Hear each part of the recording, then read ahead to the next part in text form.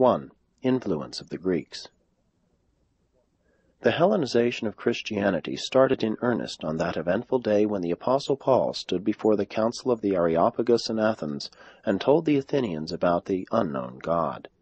There, under the shadow of the Acropolis, this Roman citizen proclaimed to these Greeks his version of the new religion which had taken origin in the Jewish land of Galilee. And there was something strangely alike in Greek philosophy and many of the teachings of Jesus. They had a common goal, both aimed at the emergence of the individual, the Greek at social and political emergence, Jesus at moral and spiritual emergence. The Greek taught intellectual liberalism, leading to political freedom. Jesus taught spiritual liberalism, leading to religious liberty. These two ideas put together constituted a new and mighty charter for human freedom. They presaged man's social, political, and spiritual liberty. Christianity came into existence and triumphed over all contending religions primarily because of two things. 1. The Greek mind was willing to borrow new and good ideas even from the Jews. 2. Paul and his successors were willing but shrewd and sagacious compromisers. They were keen theologic traders. At the time Paul stood up in Athens preaching Christ and Him crucified, the Greeks were spiritually hungry. They were inquiring, interested, and actually looking for spiritual truth. Never forget that at first the Romans fought Christianity, while the Greeks embraced it, and that it was the Greeks who literally forced the Romans subsequently to accept this new religion, as then modified, as a part of Greek culture. The Greek revered beauty, the Jew holiness, but both peoples loved truth.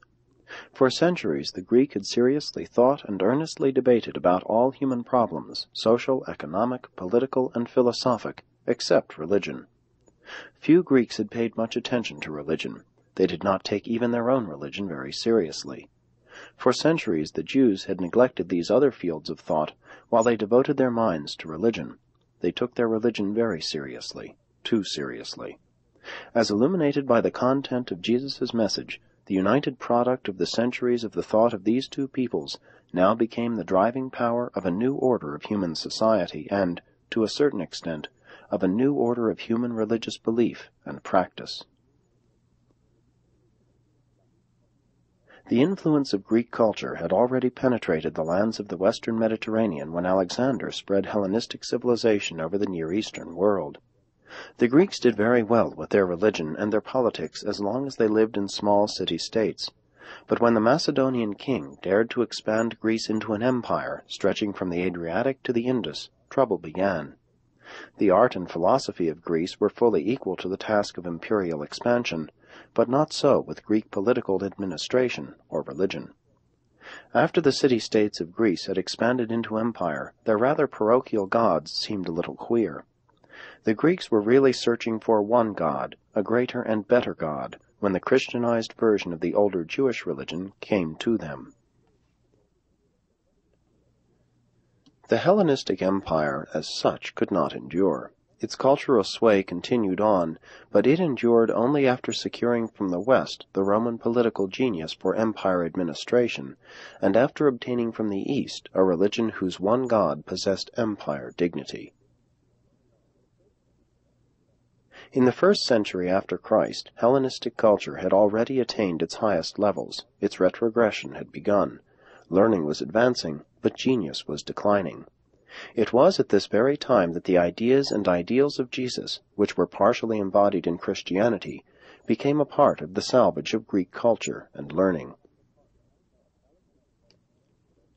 Alexander had charged on the East with the cultural gift of the civilization of Greece.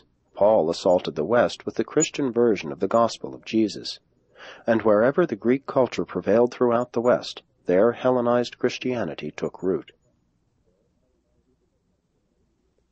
The Eastern version of the message of Jesus, notwithstanding that it remained more true to his teachings, continued to follow the uncompromising attitude of Abner. It never progressed as did the Hellenized version, and was eventually lost in the Islamic movement.